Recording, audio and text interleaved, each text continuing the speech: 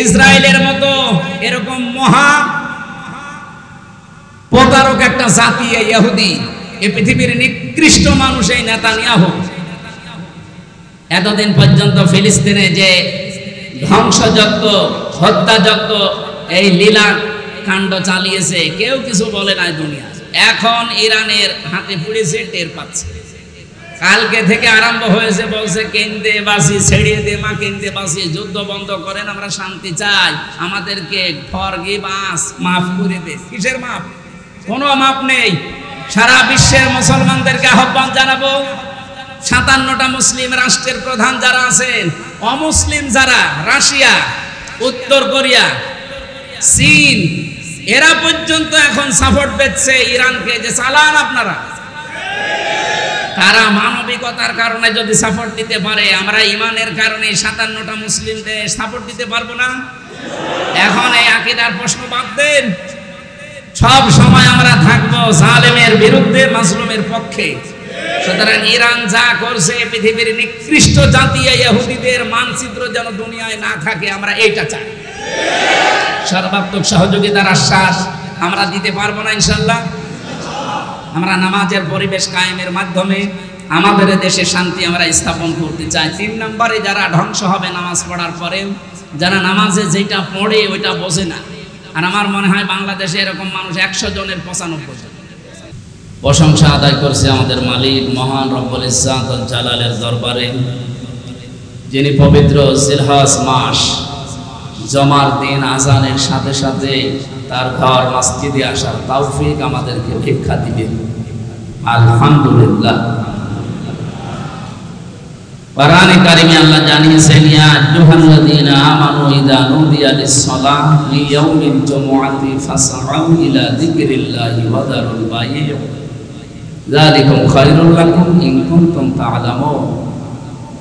ওহে যারা ঈমানের দাবি করো, জমার দিন, বিশেষ করে জমার দিন যখন আজান দেওয়া হয়, দুনিয়ার সব কাজ কাম বাদ দিয়ে নামাজের জন্য তোমরা দৌড়াও। বেচা কিনা, ব্যবসা বাণিজ্য, ক্ষেত খামারের কাজ কাম যত কিছু আছে সব বন্ধ করে নামাজের জন্য দৌড়াও। যালিকুম খায়রুল লাকুম, এটাই তোমাদের জন্য উত্তম, ভালো হবে, এটাই তোমাদের জন্য কল্যাণ হবে। ইন কুনতুম তা'লামুন, যদি তোমরা জানো। সম্মানিত মুসল্লিরা, আমরা আয়াতটা পড়ার পরে কিছু বিষয় এখান থেকে নিতে চাই। আল্লাহর ঘোষণা ছিল এটা, জমার দিন আজান হওয়ার সঙ্গে সঙ্গে সব কাজ কাম বাদ দিয়ে নামাজে আসতে বললেন আল্লাহ। এখানে জিকির মানে নামাজ। 1.5-2 ঘন্টা সময় লেগে যায় জমার দিন একেবারে শুরু থেকে শেষ পর্যন্ত নামাজের যত অনুষ্ঠান আদি আছে, কার্যক্রম সব শেষ করতে। আল্লাহ বলেন এটা উত্তম হবে কাজ কাম বাদ দিয়ে যদি আসতে পারে। আমরা চিন্তা করলাম যে কাজ কাম বাদ দিয়ে আসার পরেও আমাদের জন্য কল্যাণ হবে, উত্তম হবে, ভালো হবে, আমাদের উপকার হবে। কেন? কারণ যেই সমাজে নামাজ নেই, নামাজের শিক্ষা নেই, ওখানে যদি কেউ 5 লক্ষ টাকা 1 ঘন্টায় উপায় করে, ওই টাকা নিয়ে তার নিজের প্রতিষ্ঠান থেকে যদি বাড়ি পর্যন্ত আসতে চায়, যে সমাজে নামাজ নেই, যে রাষ্ট্রে নামাজ নেই, সেখানে চুরি আছে, ডাকাতি আছে, ছিনতাই আছে, রাহাজানি আছে। প্রতিমধ্যে যদি তাকে ধরে, সে যদি অর্থ দিতে না চায়, তাকে মেরেও ফেলতে পারে। তার টাকা তো সম্পদ তো নেবেই, তাকে মেরেও ফেলতে পারে। কিন্তু যে সমাজে নামাজ আছে, নামাজের শিক্ষা আছে, ওই সমাজে যদি ও ঘন্টায় 5 লাখ না 10 লাখ টাকা উপায় করে বৈধ পন্থায়, এই টাকাগুলো নিয়ে তার প্রতিষ্ঠান থেকে যদি বাড়িতে যেতে চায়, তার মনের ভেতরে শুধু আল্লাহ বাদে আর কারো ভয় থাকার কথা না। আল্লাহ তাআলা এইটা জানিয়েছিলেন যে নামাজের পরিবেশ যদি সৃষ্টি হয়, নামাজ যদি কায়েম হয়, তাহলে ওই সমাজে চুরি, ডাকাতি, রাহাজানি, ছিনতাই এগুলোর কোনো ভয় থাকবে না। তুমি ঘন্টায় 10 লাখ টাকা উপায় করলেও বাড়ি নিয়ে যাবে নির্বিঘ্নে, নিশ্চিন্তায়। এই জন্য নামাজের এত গুরুত্ব দিয়েছে। অন্যান্য নামাজেরও গুরুত্ব আছে। জমার দিন বিশেষ করে এটা গরিবদের ঈদের দিন বলা হয়। গরিব মানুষ আমরা যারা আছি এদেশে ৬,০০০ কিলোমিটার দূর এখান থেকে মক্কা মদিনা, এত দূর যেয়ে হজ করা প্রতিদিন তো সম্ভব না। জমার দিন যখন মানুষ আসে মসজিদে, এটা গরিবদের জন্য ঈদের দিন বলা হয়েছে। বলেন সুবহানাল্লাহ। আজকে নামাজের জন্য এসে কোনো মানুষ যদি সামনের কাতারে হুড়োহুড়ি না করে শান্তশিষ্টভাবে বসতে পারে, নবীজি বলেন তাকে একটা উট কোরবানি করার সওয়াব দেওয়া হয়। এটা উটের দাম কত বলেন? 15-20 লাখ টাকা। আপনি শুধুমাত্র আজানের সঙ্গে সঙ্গে এসে প্রথম কাতারে একটু বসেছিলেন নামাজের উদ্দেশ্যে, 15 থেকে 20 লাখ টাকা আল্লাহ রাস্তায় সাদকা করার সওয়াব অলরেডি আমরা অনেকে পেয়ে গেছি, আলহামদুলিল্লাহ। এরপরে যে আসে তাকে একটা গরু, এরপরে যে আসে সে একটা ছাগল, এরপরে যে আসে সে একটা মুরগি, এরপরে যে আসে সে একটা মুরগির ডিম। এরপরে যখন ইমাম সাহেব খুতবা শুরু করে দেন, আলোচনা আরম্ভ করে, তখন ফেরেশতারা এটা লেখা বন্ধ করে দেন।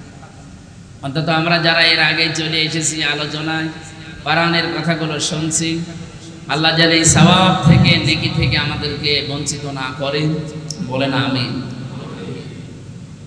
তাহলে জমার দিনের গুরুত্বটা বুঝলাম যে সব কাজ কাম বাদ দিয়ে কেন নামাজে আসতে হয়। কারণ নামাজের পরিবেশ না থাকলে ওখানে নিরাপদ থাকা যায় না।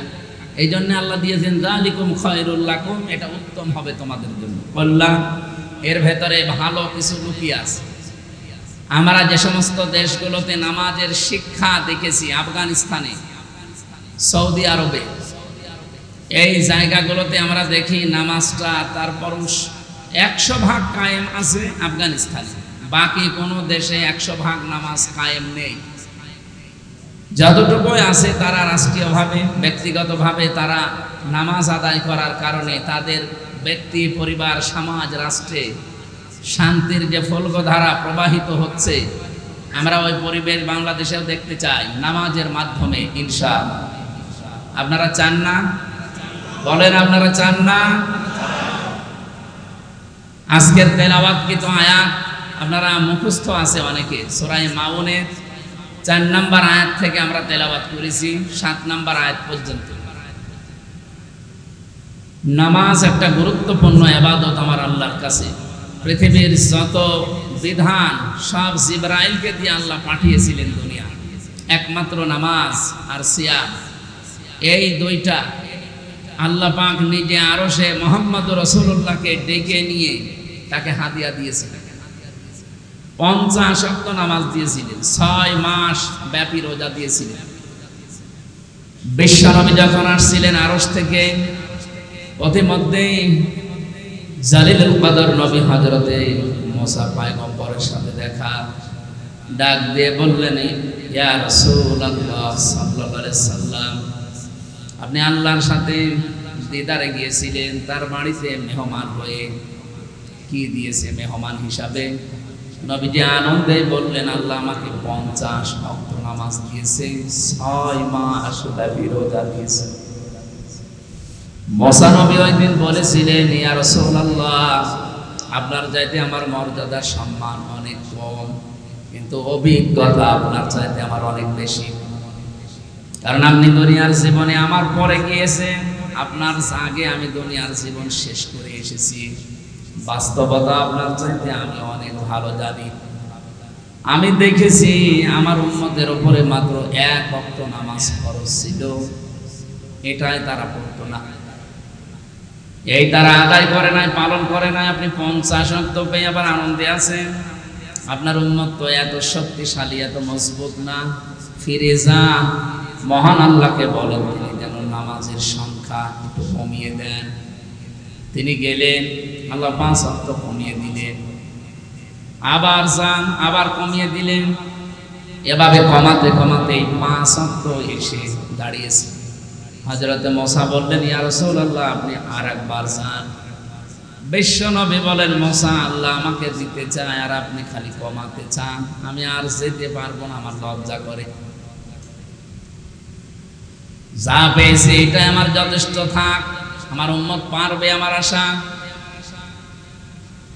6 মাস রোজা দিয়েছিলেন, কমাতে কমাতে সে 1 মাসে দাঁড়িয়েছে। বিশ্বনবীকে আল্লাহ জানিয়ে দিলেন, হে রাসূল, আমি কিন্তু 50 অক্ত লিখে ফেলেছিলাম। যেহেতু আমার লিখিত কোনো জিনিস পরিবর্তন হয় না, ওয়াতাম্মাত কালিমাতু রাব্বিকা সিদকাও ওয়া আদলা লা মুবাদদিলা লিকালিমাতি ইলা আখির আয়াত। সূরা আনামের 115 নম্বর আয়াতের প্রথম অংশে আছে আল্লাহ পাক বলেন, আমার যে কালাম, আমার কথা, এটা পরিপূর্ণ সত্য এবং ইনসাফ দিয়ে। 3 নম্বরে আমার কথা কোনোদিন রদ বদল হয় না, পরিবর্তন হয় না। আমি তো আপনাকে লিখেই দিয়েছিলাম 50 ওয়াক্ত নামাজ পড়া লাগবে, 6 মাস রোজা রাখা লাগবে। আপনার কনসিডারের কারণে আমি কমাতে পর্যন্ত এসে দাঁড়িয়েছি। আপনার উম্মতদেরকে বলবেন, তারা যদি এতটুকু আদায় করতে পারে, আমি 50 ওয়াক্ত নামাজের সওয়াব দিয়ে দেব। বিশ্বনবী এর জন্য পৃথিবীতে যত কিছুর গুরুত্ব দিয়েছেন, সবচেয়ে বেশি গুরুত্ব দিয়েছেন 2টা জিনিসের। যেদিন তিনি ইন্তেকাল করবেন, ওই দিন ছেলের কথা, মেয়ের কথা, স্ত্রীর কথা, নাতির কথা বলেন নাই। তিনি বলেছিলেন, আসসালাত আসসালাত ওয়া মা মালাকাত আইমানুকুম আসসালাত। আমার উম্মতেরা জীবনে যাই করো, নামাজ ছেড়ে দিও না। আর অধীনস্থ লোক যারা আছে, এদের সাথে ভালো ব্যবহার করবা। জীবনের শেষ কথা ছিল তার এই 2টা। বাংলাদেশের বিভিন্ন প্রান্ত থেকে যারা এই মসজিদে 201 গম্বুজ মসজিদে এসেছেন নামাজ আদায় করার জন্য, কান খাড়া করে শোনেন, জীবনে যত কিছুই হয়ে যাক, নামাজ বাদ দেওয়া যাবে না। নবীজি বলেন, মেয়েদের যখন সন্তান পৃথিবীতে আসে, প্রথমে পানি দেখা যায়, এরপরে রক্ত দেখা যায়, এরপরে সন্তানের মাথা বের হয়। কোন মহিলার যদি লজ্জা স্থানে অলরেডি পানি চলে এসেছে, এমন সময় যদি নামাজ আরম্ভ হয়ে যায়, যে নামাজে রক্ত চলে এসেছে, তোলার ভেতরে মেয়েটাকে বিছিয়ে দিয়ে বলো যে নামাজ পড়তে। আমার মুসলমান ভাইরা, কত গুরুত্বপূর্ণ আপনি চিন্তা করেন। যেখানে জীবন মরণ নিয়ে টানাটানি, সন্তানের মাথা অলরেডি বের হয়ে গেছে, এত বড় কঠিন পরিস্থিতিতে যে আল্লাহ আমাদেরকে নামাজ পড়তে আদেশ দিতে পারেন, আমরা যারা সুস্থ সবল ভালো মানুষ নামাজ পড়ি না।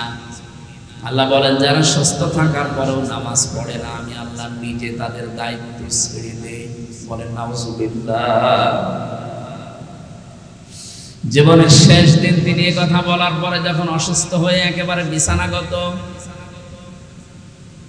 নবীজি ডাক দিয়ে বললেন, আয়েশা, আমার সামনের যে মসজিদের দরজা আছে একটু খুলে দাও, আমার মাথাটা একটু 3-4 জন মিলে গোছা করে ধরো। দরজা খুলে দেওয়া হয়েছে, নবীজির মাথাকে গোছা করে ধরা হয়েছে। নামাজের দৃশ্য দেখলেন, কাতার সোজা করে মানুষ নামাজে দাঁড়িয়ে আছে। বিশ্ব নবী বললেন, আমাকে আবার কাত করে শুয়ে দাও। তিনি শুয়ে পড়লেন। হযরতে আয়েশা বলেন, হে রাসূল, আপনি নামাজের দৃশ্য দেখে কাঁদতেছেন, চোখের কোণায় আপনি পানি দেখতে পাচ্ছি, কাঁদেন কেন? এটা তো কাদার দৃশ্য না। নবীজি বলেন, আয়েশা, এটা আমার দুঃখের পানি না, এটা আমার তৃপ্তির পানি। এই নামাজ কায়েমের জন্য উহুদের ময়দানে আমার দাঁত ভেঙে গেছে, আমার মাথার ভেতরে কড়া পর্যন্ত প্রবেশ করেছে। কত জায়গায় সাহাবায়ে কেরাম জীবন দিয়েছে, আমার শরীর থেকে রক্ত পর্যন্ত ঝরেছে তায়েফের ময়দানে। আজকে যে দৃশ্যটা দেখলাম নামাজে, আমার মন বলতেছে কিয়ামত পর্যন্ত আমার উম্মত দুনিয়ায় যারা আসবে, এভাবে কাতারবদ্ধ হয়ে তারা জামাতে নামাজ আদায় করবে। এই উদ্দেশ্য নিয়ে এখানকার যিনি দায়িত্বে আছেন, জনাব রফিকুল ইসলাম, বীর মুক্তিযোদ্ধা, এবং তার ভাই মাওলানা হুমায়ুন কবির সহ তার পরিবারস্থ লোকরা এই মসজিদটা এলাকার মানুষকে সাথে নিয়ে বানিয়েছে জামাত কায়েম করার জন্য। নামাজের জামাত। কিসের নামাজ? কিসের জামাত বলেন তো? নামাজের জামাত। আল্লাহ পাক জানিয়েছেন কোরআনে, ওয়াকিমুস সালাতা ওয়া আতুজ যাকাতা ওয়ারকাউ মা'আর রাকিমিন। সূরা বাকারার ভেতরে এসেছে তোমরা নামাজ কায়েম করো, সম্পদ থাকলে যাকাত আদায় করো, আর রুকুকারীদের সাথে রুকু করো, তার মানে জামাতবদ্ধ হয়ে নামাজ পড়ো। এজন্য জামাতবদ্ধ হয়ে নামাজ আদায় করা এটা কিন্তু ফরজ। কোন কোন ইমাম বলেছে এটা ওয়াজিব। ইমাম আবু হানিফা রাহমাতুল্লাহ আলাইহির মত, নামাজ আদায় করা জামাতে এটা যে কত বড় গুরুত্বপূর্ণ কাজ। একজন অন্ধ পর্যন্ত এসে রাসূলুল্লাহকে বলেছিল, হে রাসূল, মসজিদ থেকে আমার বাড়ি একটু দূরে, আমি তো সব সময় সাথী সঙ্গে পাই না, মানুষজন পাই না, আমি তো একা একা চলতেও পারি না। নামাজের জামাতের যে গুরুত্বের কথা আপনি বলছেন, আমি তো এগুলো পাবো না, আমাকে একটু ছাড় দেওয়া যায় না, রুখসত দেওয়া যায় না? নবীজি বললেন, ঠিক আছে, তোমাকে ছাড় দিলাম, রুখসত দিয়ে দিলাম, যাও। লোকজন না পেলে তোমার মসজিদে আসার দরকার নেই, বাড়িতেই নামাজ পড়ে নিও। হাদিস বর্ণনাকারী সাহাবী হযরত আবু হুরায়রা বলেন, লোকটা যখন হেঁটে চলে যাচ্ছিল অন্ধটা, নবীজি আবার তাকে ডাকলেন, জিজ্ঞাসা করলেন, তোমার কান ভালো আছে? বলে হ্যাঁ। তুমি কি আজান শুনতে পাও? বলে হ্যাঁ। আমার নয় চোখ খারাপ, কিন্তু কান তো আমার ভালো আছে, আমি মসজিদের আজান শুনতে পাই। নবীজি বললেন, মুয়াজ্জিনের আজানের জবাব দিবা, আর নিজের বাড়ি থেকে মসজিদ পর্যন্ত একটা রশি টাঙিয়ে রাখবা। নামাজের সময় হলে রশি ধরে ধরে এসে জামাতে হাজির হবা। একজন অন্ধকে পর্যন্ত নবীজি ছাড় দেননি, আর আমরা তো ভালো মানুষ, হাতে পায়ে ধরে আপনাদেরকে আমি বলি, কে কোন আদর্শ মানেন, দল করেন, ওটা এখন পরে। আল্লাহর বান্দা থাকতে চাইলে আপনাকে নামাজ মাস্ট বি পড়া লাগবে। নবীজি বলেন, কাফের বান্দা আর মুসলমান ইমানদার বান্দার ভেতরে পার্থক্য এই নামাজ। যে নামাজ পড়ে সে মুসলমান, আর যে নামাজ পড়ে না সে কাফের হয়ে গেল। বলেন নাউজুবিল্লাহ। কোরআনে কারীম জানিয়েছে, সূরা তাহা 132 নম্বর আয়াতে আছে, ওয়া'মুর আহলাকা বিস-সালাতি ওয়াসতাবির আলাইহা লা নাসআলুকা রিজকা নাহনু নারযুকুকা ওয়াল আকিবাতু লিত-তাকওয়া। হে নবী, আপনি নিজে নামাজ আদায় করেন, পরিবারস্থ লোকদেরকে আপনি আদেশ দিন তারাও যেন নামাজ পড়ে। আমি আপনার কাছে রিজিক চাই না, রিজিক আমি আপনাকে নিজেই দান করে থাকি। আর শুভ পরিণাম যারা মুত্তাকি তাকওয়া অবলম্বন করে জীবন চালাবে তাদের জন্য অপেক্ষা করছে। নবীজির প্রতি যত নির্দেশ ছিল এই পৃথিবীতে, আমি কোরআন পড়ে হাদিস পড়ে সবচাইতে বেশি গুরুত্বপূর্ণ নির্দেশ হিসাবে আমার নজরে এসেছে এই সালাত, এই নামাজ। এজন্য আহ্বান জানাবো, জীবনে আর যাই করে নামাজ ছেড়ে দেওয়া যাবে। অনেকে বলে আমি শেষ বয়সে নামাজ আরম্ভ করব। নামাজ ভালো কাজগুলো যখন শুরু করব, আগে অন্যায় কাজ ছেড়ে দেই, এরপরে নামাজ শুরু হবে না। খারাপ কাজ কোনদিন ছেড়ে দিয়ে নামাজ আরম্ভ করবেন, এটা শয়তান জীবনও আপনাকে সুযোগ করে দেবে না। আপনাকে অন্যায় কাজ করার পাশাপাশি নামাজ যদি আরম্ভ করেন, নামাজই আপনাকে অন্যায় কাজ থেকে বাঁচাবে। সাহাবী এসে বলে, হে রাসূল, একজন নামাজও পড়ে চুরিও করে, নামাজ পড়ে মিথ্যা কথা বলে। নবীজি বললেন, তাকে চুরি করতে দাও, নামাজ পড়তে দাও, অতি শীঘ্রই তার নামাজ তাকে অন্যায় কাজ থেকে বাঁচিয়ে রাখবে। বলেন সুবহানাল্লাহ।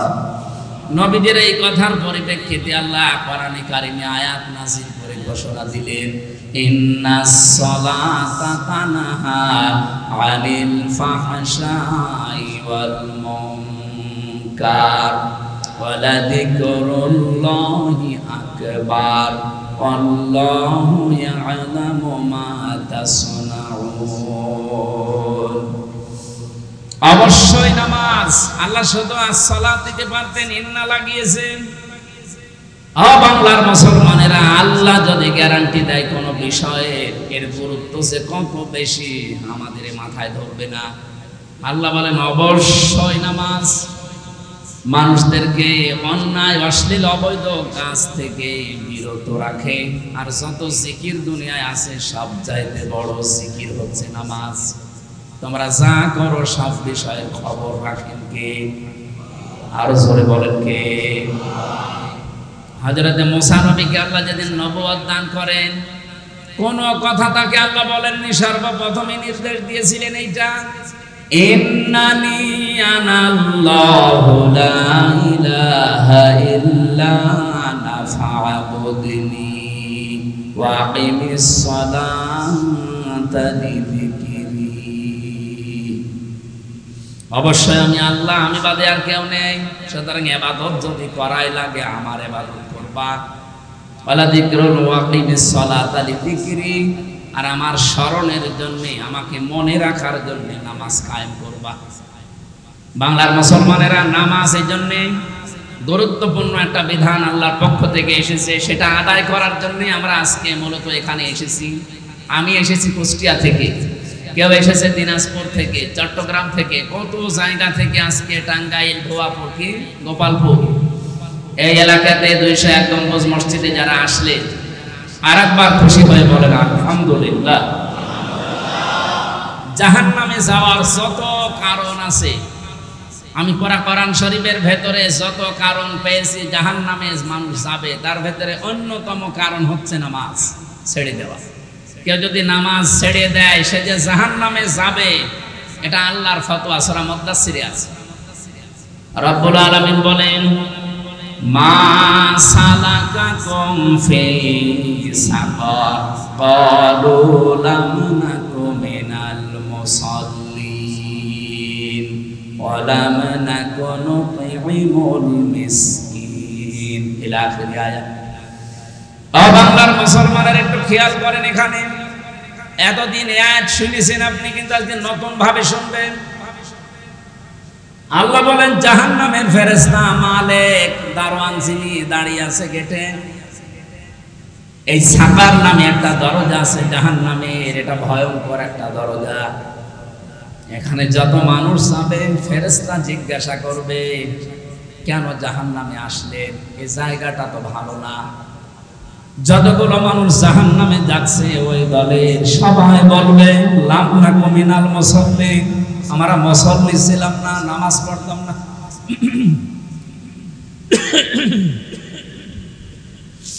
মুসলমান ভাইরা বলেন তো, এখানে কলু, যারা গ্রামার বসে আরবি আলেমরা, এখানে আল্লাহ কোন মানুষকে নির্দিষ্ট করে বলেন নাই যে মুসলমান নামাজ পড়ে না, যে হিন্দু নামাজ পড়ে না, যে খ্রিস্টান নামাজ পড়ে না, এ কথা নেই।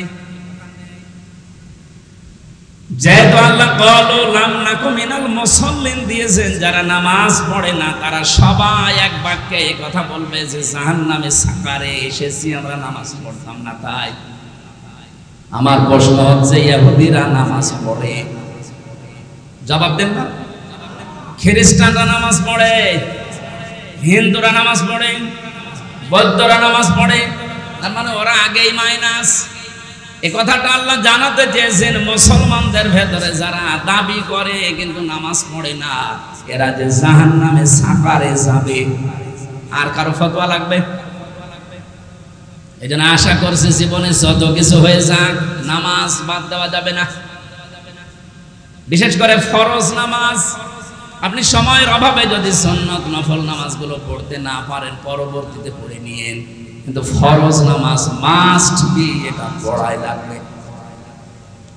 মুসা আলাইহিস সালামের জামানায় আল্লাহ একবার মুসাকে আদেশ দিলেন, একজন কামারকে সুসংবাদ জানাও, সে আল্লাহর জান্নাতি। হযরতে মুসা আবেগপূর্ণ নবী ছিলেন, কিছু শুনলে শুধু জিজ্ঞাসা করতেন। ডাক দিয়ে বলে, রব্বুল আলামিন কি এমন কাজ করে যে তারে জান্নাতের সুসংবাদ দেওয়া লাগবে? আল্লাহ বলেন, একটু যাও বাজারের ভেতরে, কামার বিভিন্ন জিনিস তৈরি করছে লোহা লক্কর পিটিয়ে। উনি বাজারে গেলেন, দেখলেন এক কোনায় কর্নারে এই লোকটা লোহা লক্কর পিটিয়ে সোজা করছে, আর তা গোড়ালে গুলো বানাচ্ছে। অনেকক্ষণ লক্ষ্য করে দেখলেন, দেখি লোকটা করে কি। তাকিয়ে দেখলেন ওই জামানায় যেহেতু এক ওয়াক্ত নামাজ ছিল, নামাজের সময় হয়েছে, আমাদের যেমন আযান দেওয়া হয় ওই জামানায় হয়তো ওইরকম একটা সিস্টেম ছিল। যেই নামাজের সময় হয়ে গেছে ওর মগর ছিল মাথার উপরে, লোহা পিটাচ্ছিল, আবার তুলছিল, আবার পিটাচ্ছিল। নামাজের সময় হওয়ার সঙ্গে সঙ্গে লোহাটা ছিল মাথার উপরে, মগর দিয়ে পিটাবে না, পেছন দিকে ফেলে দিয়ে তাড়াতাড়ি করে নামাজে দাঁড়িয়ে গেছে। হযরতে মুসা দৃশ্য দেখার পরে বলে, রব্বুল আলামিন, আমি বুঝতে পেরেছি তোমার বিধান পালন করার জন্য যে লোকটা এত বেশি পাগল, তাকে তুমি জান্নাত না দিতে পারো না। আপনার আমারও জীবনের এটা আল্লাহ দেখবেন। কত মানুষ দোহাই দেয় যে আমার কাজকর্ম এত বেশি, আমি নামাজ আদায় করতে পারি না রাষ্ট্রের দায়িত্ব পালনের জন্য। আপনি বিশ্বাস করতে পারেন আপনি জাহান্নামে যদি যান, একা একা থাকবেন না, আপনার সাথে জাহান্নামে থাকবে ফেরাউন। কে বলেন বলেন?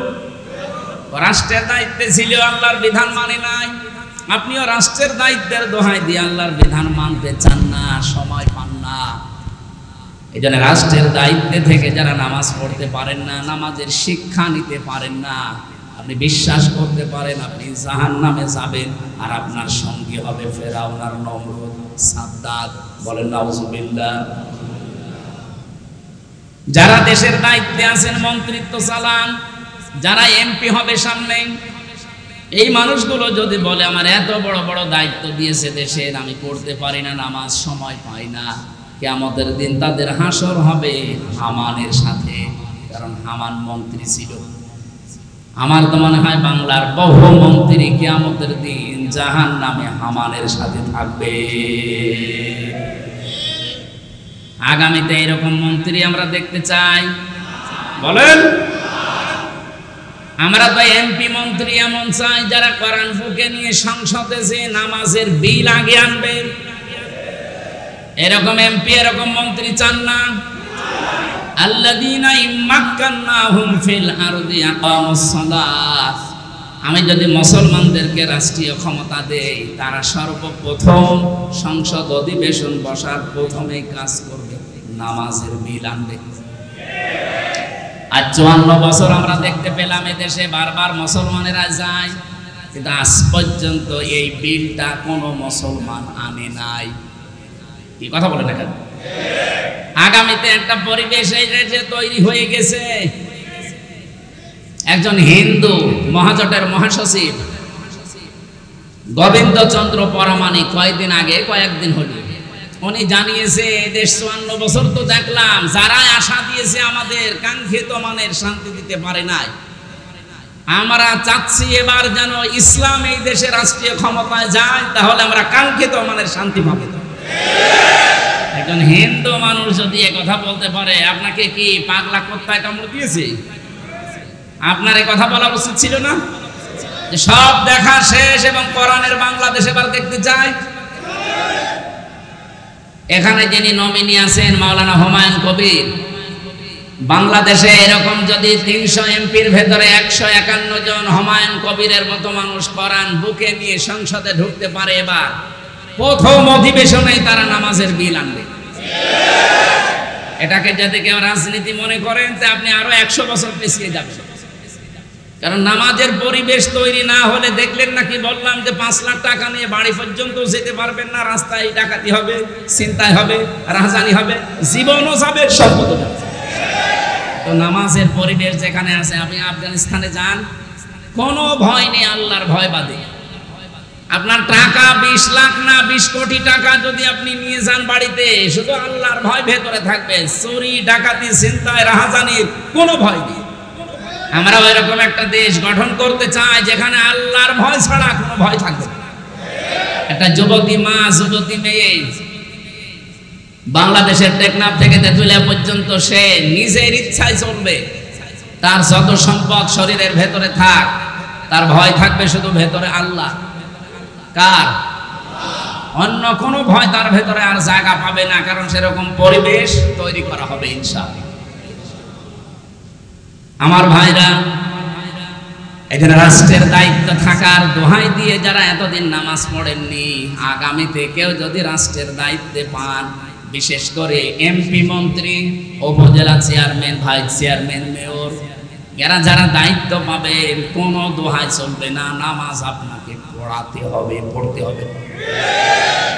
আমরা বাংলাদেশে 300 এমপি যদি এরকম পেতাম যে যারা নামাজ পড়াতে পারে, আমার মনে হয় এই দেশে অনেক দুর্নীতি কম হয়ে যেত। এক একজন এমপির আন্ডারে যত বাজেট হয়, আমি এই দেশ সম্পর্কে যতটুকু জানি, সেদিন এক রাজনীতিবিদ আমাকে বলছিল যে আমি সারা জীবন রাজনীতি করছি, আমি দেখেছি এই দেশে যত বাজেট হয় রাস্তার কালভার্টের জন্য, এই টাকাগুলো 100 টাকা বাজেট হলে 3 টাকা খরচ হয়, আর 97 টাকা উপর থেকে নিচ পর্যন্ত আসতে আসতে আল্লাহর বান্দারা খেয়ে ফেলে। বলেন তো, এই যে রাস্তাটা, এটা 100 টাকা দিয়ে বানালে 100 বছর যাওয়ার কথা, যদি 3 টাকা দিয়ে বানায় 3 বছর, আর 3 বছর পরে দেখবেন রাস্তা হয়ে গেছে ডেলিভারি রোড। কথা বলে না কেন?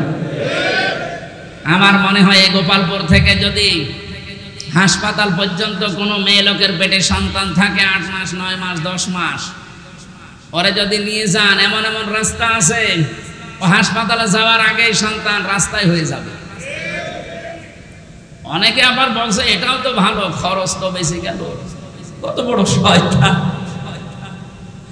আমি একথা আন্দাজে বলছি না, গ্যারান্টি আছে এবং আমার কাছে তথ্য আছে। আমার দাদা নিজে চেয়ারম্যান ছিলেন, উনি আমারে বলতেন বেঁচে থাকা অবস্থায় যে যত টাকা বাজেট হয় রাস্তার জন্য, সবগুলো যদি আমরা খরচ করতে পারতাম, ডানে বামে যদি না যেত, এদেশে 1 ইঞ্চি রাস্তা কাঁচা থাকার কথা না।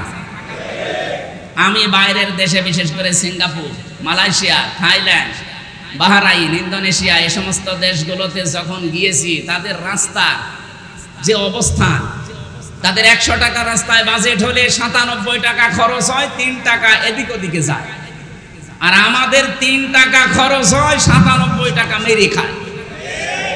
আমরা দাঁড়াবো কি করি? কি কথা বলেন না কেন? কিন্তু আপনাদের এখানকার যিনি নমিনি, বাংলাদেশ জামাত ইসলামী থেকে যাকে দেওয়া হয়েছে, মাওলানা হুমায়ুন কবির, আমিরে জামাত ডাক্তার শফিকুর রহমান হাফিজাহুল্লাহ, উনি ঘোষণা দিয়েছেন এই দেশে 300 এমপি জামাত থেকে মনোনয়ন দেওয়া হয়েছে। এরা যদি পাস করে, এদের 5 বছর পরে 1 টাকা বাড়বে না, যা আছে আরো কমে যাবে। আমি গ্যারান্টি চাই, বাংলাদেশে এখনো 73টার উপরে রাজনৈতিক দল আছে, সব দল যেন এই ঘোষণা দেয় যে আমার দল থেকে কেউ এমপি হলে 5 বছর পরে তার 1 টাকা বাড়বে না, যা আছে আরো কমে যাবে। আমার মনে হয় অন্য দল থেকে অনেকে এমপি দাঁড়াবে, বলবে ও দরকার কি আমার, কারণ অন্য দল তো আমরা 55 বছরে দেখলাম, ওরা 20 কোটি টাকা যদি নির্বাচনে খরচ করে, 5 বছরে 100 কোটি টাকার মালিক হয়। আর মাওলানা হুমায়ুন কবির 20 কোটি না, 20 টাকাও খরচ করবে না, এজন্য তার 20 টাকা বাড়বেও না। আমরা গ্যারান্টি দিতে পারি যে টাকা বাজেট হয়, এই টাকা যদি এলাকার মানুষকে দেওয়া যায়, ভেসে যাবে। এত টাকা বাজেট হয়, হাজার হাজার কোটি টাকা আসে, কিন্তু মন্ত্রণালয় থেকে শুরু করে, সচিবালয় থেকে শুরু করে, এই গ্রামের মেম্বার পর্যন্ত আসতে আসতে 97 টাকা শেষ, 3 টাকার কাজ হয়। রাস্তা টিকবে কি করে?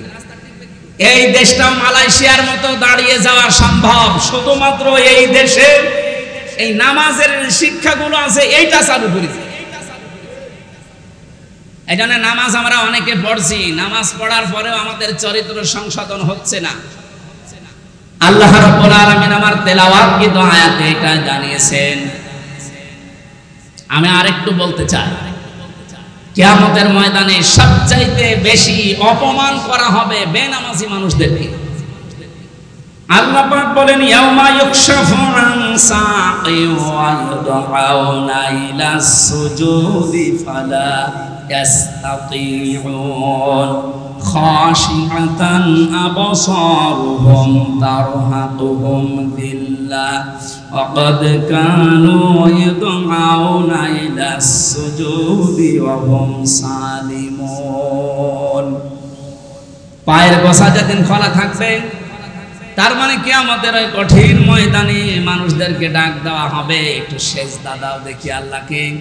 দুনিয়ায় যারা বেনামাজি ছিল তারা সক্ষম হবে না আল্লাহকে সেজদা দিতে। লাঞ্ছনা, অপমান, অপদস্থ তাদের চেহারার ভেতরে ঝেঁকে বলবে, ফুটে উঠবে। আল্লাহ আমাদেরকে যেন রক্ষা করেন, বলেন আমিন। নামাজ পড়লে এই যে পুরস্কারের কথাগুলো শুনলেন, নামাজ না পড়লে কি সেইটা আজকের আলোচনার বিষয়। ফাওয়াইলুল লিল মুসাল্লিন, আল্লাহ বলেন ধ্বংস হয়ে যাক ওই মানুষগুলোর জন্য, আক্ষেপ, আফসোস যারা নামাজ পড়ে। এতক্ষণ তো না পড়লে কি হয় শুনলেন, এখন শুনছি নামাজ পড়লেও সমস্যা। ফাওয়াইলুল লিল মুসাল্লিন, মুসল্লিদের জন্য আক্ষেপ, আফসোস, মুসল্লিরা ধ্বংস হয়ে যাবে। তাহলে মুসল্লি না হওয়াই ভালো ছিল। নামাজ না পড়লে এতক্ষণ শুনলেন কি কি হয়, কত রকমের যন্ত্রণা সামনে আসতেছে। আর নামাজ পড়লেও সমস্যা। কোন নামাজ পড়লে সমস্যা? আল্লাযীনা হুম আন সালাতিহিম সাহুন, ওই নামাজিগুলোর জন্য ধ্বংস, ওই নামাজিগুলোর জন্য আক্ষেপ, আফসোস যারা নামাজ সম্পর্কে উদাসীন, বেখবর। সাহুন শব্দের ব্যাখ্যা আমি তাফসিরে পেয়েছি চারটা। এদিকে তাকান। এই পৃথিবীতে যারা নামাজ পড়ে কিন্তু চারটা বিষয় তারা মানে না, ওই মানুষগুলো নামাজ পড়েও ধ্বংস হবে, জাহান্নামে যাবে। এক নম্বরে নামাজের ভেতরে যাদের খুশু খুজু নেই। প্রশ্ন আসতে পারে, খুশু খুজু এটা কি? নামাজের ভেতরে মন তৈরি করা। নবীজি বলেন মানুষ যখন নামাজে দাঁড়াবে সে যেন এই মনে করে দাঁড়ায় যে আমি আল্লাহর সামনে দাঁড়িয়ে আছি, আমি আল্লাহকে দেখতে পাচ্ছি। কান্নাকা তারাহু, যদি সে দেখতে না পায় সে যেন এই বিশ্বাস নিয়ে নামাজে দাঁড়ায় যে আল্লাহ আমাকে অবশ্যই দেখতে পাচ্ছে। আমার তো মনে হয় পৃথিবীর কোনো ইবাদত আর লাগার কথা না, শুধু নামাজই যথেষ্ট হেদায়েত পাওয়ার জন্য। আপনি যদি এই মন নিয়ে দাঁড়াতে পারেন যে আমি আল্লাহকে দেখতে পাচ্ছি, যেমন হযরতে তালহা রাদিয়াল্লাহু তাআলা আনহু পেয়েছিলেন। তিনি নামাজে দাঁড়িয়ে আছেন, তার বাচ্চাটা, ছোট্ট বাচ্চা খেলা করছিল। পাহাড়ি এলাকা থেকে একটা সাপ এসে জড়িয়ে ফেলেছে। নামাজ শেষ পর্যন্ত নামাজে আছে, স্বামী নামাজে আছে, স্ত্রী চিন্তা করলেন রাখা যাচ্ছে না, কি করা যায়। আশপাশের লোকজন নিয়ে এসে সাপটাকে মেরে বাচ্চাটাকে বিপদ মুক্ত করে বসে আছে। নামাজ শেষ করে তিনি জিজ্ঞাসা করলেন, স্ত্রী এতগুলো মানুষ বাড়ির ভেতরে কি করেন? হযরতে তালহার স্ত্রী বলে, স্বামী আমার, আপনি যখন নামাজে দাঁড়িয়েছিলেন একটা সাপ এসে জড়িয়েছিল বাচ্চাটাকে, আপনি নামাজে আছেন এই জন্য আপনাকে ডাকি নাই। আমরা সাপটাকে বিপদ মেরে ফেলেছি, বাচ্চাটাকে বিপদ মুক্ত করেছি। এতগুলো কাজ সব যে আপনার চোখের সামনে তো ঘটতেছে, আপনি কিছুই কি টের পাননি? হযরতে তালহা বলেন, স্ত্রী আমি যখন নামাজে ছিলাম আমার আল্লাহর সাথে আমার কথা হচ্ছিল। নামাজের ভেতরে যখন মন এদিকে ওদিকে চলে যায় ওই নামাজ আর নামাজ থাকে না। আমি যখন তেলাওয়াতে বলছিলাম আলহামদুলিল্লাহি রাব্বিল আলামিন, আমি যেন শুনতে পাচ্ছি আমার মাবুদ আমাকে জবাব দিচ্ছে, সাদ্দাকতা ইয়া আব্দি, আমার বান্দা সত্য কথা বলেছে। জোরে বলেন সুবহানাল্লাহ। তারা নামাজের ভেতরে আল্লাহর শব্দ শুনতে পেয়েছে। আর আমরা নামাজের ভেতরে কয়টা ফ্যান আছে গুনি নেই। কি খুশু খুশু নামাজে লাগবে। নামাজের ভেতরে যে 19টা কারণ আছে নামাজ নষ্ট হয়ে যাওয়ার, ভেঙে যাওয়ার, তার ভেতরে অন্যতম কারণ এই নামাজে মন এদিক ওদিকে চলে যাওয়া। মানুষ আমরা যা আমাদের ইমানের যা অবস্থা এদিক ওদিকে যাবে, কিন্তু ফিরিয়ে নিয়ে আসা লাগবে আমাদের। আল্লাহ আমাদেরকে ওই রকম ফিরানোর তৌফিক দেন, আমিন। 2 নম্বরে নামাজে খুশু খুশু হলেই শুধু হবে না, নামাজের ভেতরে ইমাম নির্বাচন করা লাগবে ইমামের মতো। এখান থেকে নামাজ শিক্ষা দেয় আমাদের ব্যক্তি, পরিবার, সমাজ আর রাষ্ট্র চালাতে।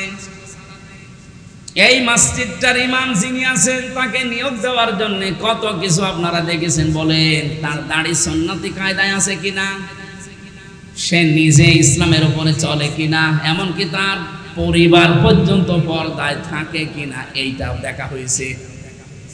হয়নি? বলেন বলেন। অথচ বাস্তবতা আমরা এইটা যদি সমাজে আর রাষ্ট্রে নিয়ে যেতে পারতাম, যে একটা মসজিদের ইমাম মাত্র 1 ঘন্টা নামাজ পড়ায় 24 ঘন্টার ভেতরে, 24 ঘন্টায় মাত্র 1 ঘন্টা তার দায়িত্ব নামাজ আদায় করানো। এর জন্য যদি এত কিছু দেখা লাগে, তারপরেও তো বাংলাদেশে কোনো মসজিদের ইমাম খতিবের কাছে কোনো বাজেট আসে না। আসে? বলেন বলেন। এরাকে নিয়োগ দেওয়ার জন্য এত কিছু দেখছেন, তাহলে যে এই দেশের যিনি মেয়র হবেন, যিনি উপজেলা চেয়ারম্যান হবেন, যিনি ইউনিয়নের চেয়ারম্যান হবেন, যিনি এমপি হবেন, 4.5 লাখ 5 লাখ মানুষের দায়িত্ব যার ঘাড়ের উপরে, আর যিনি প্রধানমন্ত্রী হবেন, রাষ্ট্রপতি হবেন, 18 কোটি মানুষের দায়িত্ব যার ঘাড়ে। যে সচিবের কাছে, ডিসির কাছে, এসপির কাছে, টিওনর কাছে, ওসির কাছে, বিশেষ করে রাষ্ট্রের দায়িত্বে যারা আছে, জনগণের প্রতিনিধি, কত টাকা তার কাছে বাজেট আসবে আপনি বলেন? এই লোকটার চরিত্র আপনাদের ইমাম মুফতি আব্দুল্লাহ সাহেবের চাইতে 100 গুণ ভালো হওয়া লাগবে। এইটা এসেছিল নামাজ শিক্ষা দেওয়ার জন্য। এই শিক্ষাটা আজ আমরা নিতে পারি না। এই শিক্ষার কথা বলতে গেলে তখন রাজনীতি বলে। এইটা আজ 54 বছর নিতে পারিনি, এই জন্যই তো এত দুর্নীতি। আমরা আগামী থেকে এই দৃশ্য আর দেখতে চাই না। নামাজের এই দ্বিতীয় পয়েন্ট যেটা, এটা আমাদের সময় এসে গেছে। ইমাম সাহেবের যদি এত কিছু দেখা লাগে, তার মাথা থেকে পা পর্যন্ত, আগামীতে যিনি ভোটে দাঁড়াবে তাকে ভোট দেওয়ার আগে ভাববেন যে ওর মাথা থেকে পা পর্যন্ত কি দেখার মতো আছে নাকি খোঁজ খবর নেওয়া দরকার। আমার মনে হয় বাংলাদেশে আর কিচ্ছু লাগবে না। নামাজের এই 4টা শিক্ষা যে আছে, এগুলো মেনে নিলে এদেশে ইসলাম আগামীতে কায়েম হতে বাধ্য। আর কিচ্ছু লাগবে না, কারণ 92% মুসলমান এখানে। অন্যান্য ধর্মের যারা আছে তারাও চাচ্ছে যে ইসলাম আসুক, আমরা নিরাপদে থাকতে পারবো। কয়েকদিন আগে হিন্দু, বৌদ্ধ, খ্রিস্টান ঐক্য পরিষদের ব্যানারে বাংলাদেশ জামাত ইসলামীর ডাকে একটা অনুষ্ঠান হয়েছিল কুষ্টিয়ায়। আমাকে আলোচনা করার জন্য 10 মিনিট সময় দিল। আমি বললাম, হিন্দু দাদাদেরকে, খ্রিস্টানদেরকে, বৌদ্ধদেরকে আপনারা কথা বলতে দেন তো। হিন্দু যিনি আছেন সভাপতি কুষ্টিয়ার, উনি মাইক হাতে নিয়ে ভয়ে ভয়ে বলছে, আমরা তো খুব আতঙ্কে আছি। এদেশে যারা ইসলামপন্থী আছেন গ্যারান্টি দিতে পারবেন যদি ইসলাম আসে এদেশে, তাহলে আমাদের যে অধিকার আছে আমরা অধিকারগুলো ফিরে পাবো। এতদিন কথা অনেকে দিয়েছে, কেউ কথা, কে যেন বলেছিল না, কেউ কথা রাখে না। আমরা ওই দিন গ্যারান্টি দিয়েছি, ইসলাম যদি সত্যি এবার আসে, সংখ্যালঘু সংখ্যাগুরু বলে বাংলাদেশে কিছু থাকবে না। সবাই এই দেশের বৈধ এবং সম্মানিত নাগরিক আমরা। আর আমাদের সম্মান সরাসরি দিয়েছে আমাদের আল্লাহ। ওয়ালাকাদ কাররামনা বানি আদম, বনি আদম সন্তানের সম্মান কে দিয়েছে? আল্লাহ বলেননি ওয়ালাকাদ কাররামনা বানি মুসলিমিন, আমি মুসলমান সন্তানদের সম্মান দিয়েছি না। বনি আদম সন্তান যারা, তারাই সম্মানিত। কিন্তু দুঃখজনক হলেও সত্য, এই 54 বছরে সবচাইতে বেশি সিনিমিনি খেলা হয়েছে এই আদম সন্তানের সম্মান। সম্মানিত মানুষদের কোনো সম্মান ছিল? বলেন। আপনাদের এই আসনের সাবেক মন্ত্রী যিনি, আলহাজ আব্দুল সালাম পিন্টু ভাই, নাম শোনেননি? এই লোকটা 17 বছর জেল খেটে, আমার সাথে ছিল 3 বছর, পাশাপাশি বিল্ডিং এ ছিলাম। উনি ছিল 2 নম্বরে, আমি ছিলাম 4 নম্বরে। এই যে এই মানুষটা 17 বছর জীবন থেকে হারিয়ে গেল তার, এখন তিনি খালাস পেয়েছেন। খালাস পাওয়া মানে তার দোষ খুঁজে পাওয়া যায়নি। আমাকে 3 বছর পরে ছেড়ে দিয়েছে, আমার মামলা খারিজ করে দিয়েছে। আদালত কর্তৃক প্রমাণিত যে আমার বিরুদ্ধে মিথ্যা ছিল, যা রিপোর্ট সবগুলো বানোয়াট, একটাও সত্য না, এই জন্য খালাস দিয়েছে। তাহলে 3টা বছর আমার জীবন থেকে কেড়ে নিলেন, আপনি 3টা বছর ফেরত দিতে পারবেন? পিন্টু সাহেবের জীবন থেকে 17 বছর ছিনিয়ে নিলেন, ফেরত দিতে পারবেন? বলেন। এই জন্য আমরা চাচ্ছি আগামী থেকে যে মানুষগুলো ভয়ে ভয়ে যারা কাজ করে, ভয়ে ভয়ে আছে, এই মানুষগুলো যে বলছে আমাদের অধিকার আমরা ফিরে পেতে চাই, ইসলাম আসলে যার যে অধিকার সেটা ফেরত পাবেন। যেহেতু আল্লাহ সম্মান দিয়েছেন, এটা মানুষের বানানো না। আগামীতে বাংলাদেশে মানব সন্তানের সম্মান নিয়ে কেউ যেন সিনিমিনি খেলতে না পারে, সেই রাস্তা আবিষ্কার করা লাগবে। আর এটার জন্য একমাত্র শুধুমাত্র কেবলমাত্র পথ ইসলাম। ইসলামের বাইরে কোনো পথে আপনি এই সম্মান দিতে পারবেন না।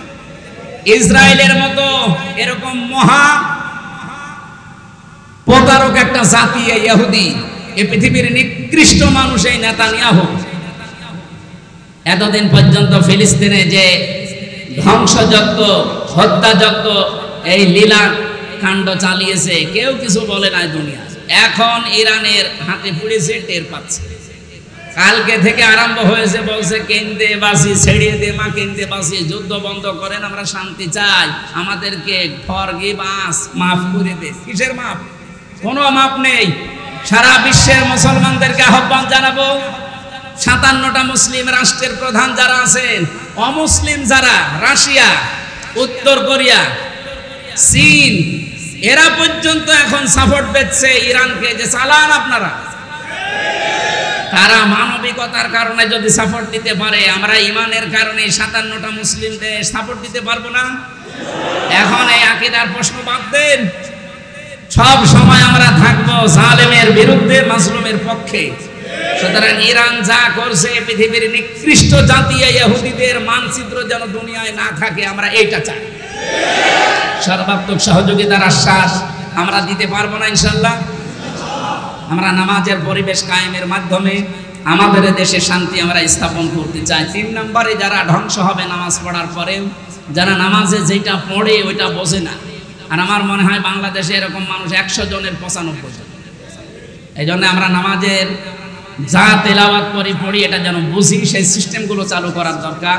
4 নম্বরে নামাজের ভেতরে ইমাম সাহেব ভুল করলে যেমন আল্লাহু আকবার বা সুবহানাল্লাহ বলে লুকমা দেওয়া লাগে, ভুল ধরা লাগে, আমরা যাদেরকে সামনে পাঠাবো, সে এমপি হোক, মন্ত্রী হোক, উপজেলা চেয়ারম্যান হোক, মেয়র হোক, যে যে দায়িত্বে থাকবে, 64 জেলার 64 জন SP, DC, SP, ASP, TNO, OC, যারাই দায়িত্বে আছে 1628 জন মানুষ।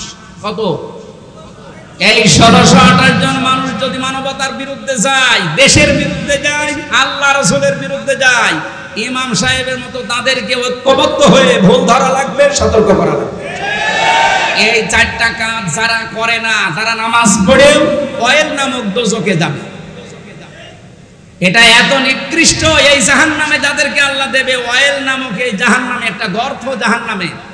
নবীজি বলেন এই জাহান্নামে যারা যাবে তাদের চামড়া মোটা হবে 400 কিলোমিটার। চামড়া যদি 400 কিলোমিটার হয়, শরীর হবে কত কিলোমিটার? আমি গায়রুনের ব্যাখ্যা পড়েছি তাফসিরে, ওয়াইলুনের ব্যাখ্যা পড়েছি।